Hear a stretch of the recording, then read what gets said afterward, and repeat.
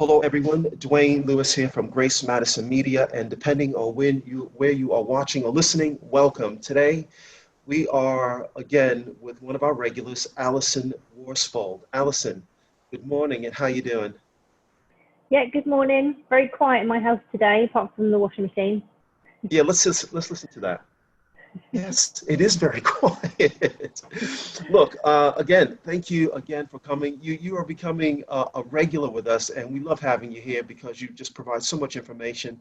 I've been watching what you've been doing last week. You've been very active with your videos and your commentary when you post, always putting out the value, which we love, which is the whole purpose of doing this, because it's really appreciated. Because, as you know, the working landscape in the UK is changing dramatically. And so we need people like yourself and other recruiters to, step up and help as much as they can. And it is in that spirit that today we're going to be focusing on the employers because we've covered lots of topics regarding how important they are, obviously, in the job search process. But the particular subject we're covering today is interviewing from the perspective of the interviewer. So do you have any advice or tips for the employers when they're conducting interviews, particularly remotely, like via Zoom? Yes, certainly. So obviously it's sometimes a bit different. If you've just started recruiting again, you may not have had the chance to do Zoom interviews yet. This may be a new thing for you.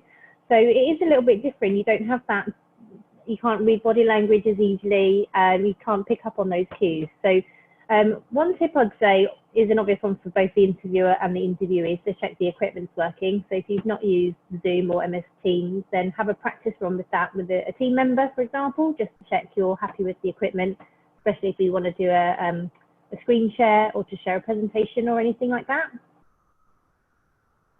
Okay, that's interesting because, as you know, you can never predict what's going to happen with the internet. It might slow down, it might rebuff or something like that, and then before you know it, you have to log in and log out again. And you and I have experienced that during these little talks of ourselves. So, yeah, very important making sure that the equipment is actually fully functioning. Is there anything else?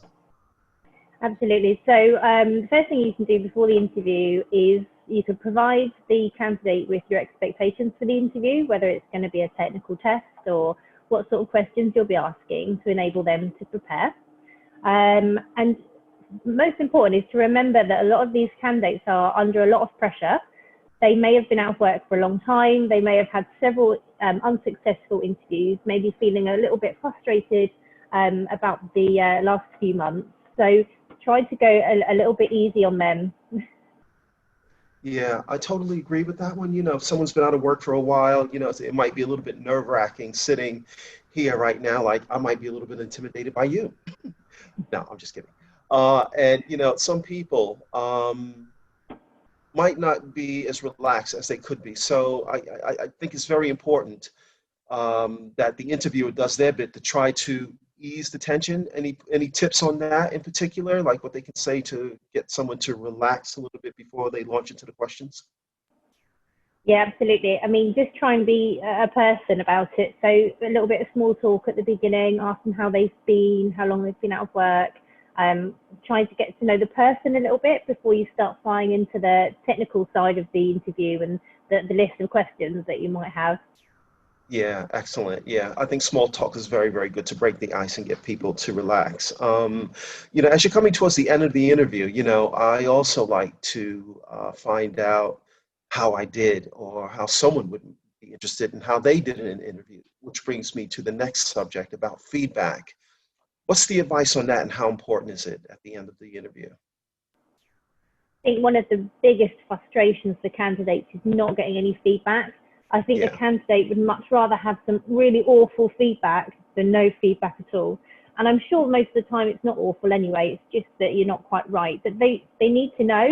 They need to know why they didn't get the job to help them find the next job. If they did mess up an interview, it's okay to let them know and maybe give them some constructive advice of why you felt maybe one answer wasn't appropriate. yeah. Going back to making them feel easier at the beginning of the interview, you can also say to them that you understand they're under a lot of pressure, and if they want to come back to a question later, then that's fine. So if you ask a question and they get stumped and a deer in headlights and they start to panic, they may feel they need to just ramble off an answer to you because they don't want to fail the interview. But if at the beginning you've told them you can come back to questions, they'll probably say, can I put a pin in that one and go to the next one and come back to that in a minute when I'm not so frazzled. Yeah, that's brilliant. Listen, thank you very much for that. So just to recap, first and foremost, you need to make sure your equipment is operational, fully functioning, to do what you can as an interviewer to put the candidate at ease. Start off with some small talk just to get them to relax so they can get the most out of the interview and you can learn as much about them. And finally, and most importantly, getting the feedback. That's mission critical, of course. Anything else you can think of? I think I that's know the there's main loads. thing. Yeah, there's one other thing I'd say. It sort of comes in line with feedback, but let them know the process as well. I know sometimes that's HR or your recruiter's job, but if that's not a process that's involved, then maybe just say, look, I've got 5 other interviews to do this week, so I'll let you know on Tuesday. And then the anxiety of waiting is limited a little bit for the candidate. Great. That's really good stuff. You know, you could do some careers coaching, you know. This is really good stuff here. I love it. Absolutely love it. Okay. Once again, thank you very much for joining us. I know you have a very busy morning, and it's always a pleasure to have you.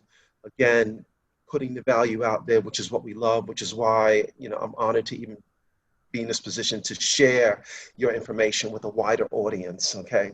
So obviously, can we have you back maybe next week or the week after? Absolutely. I'm always around. Okay. All right. Thank you very much.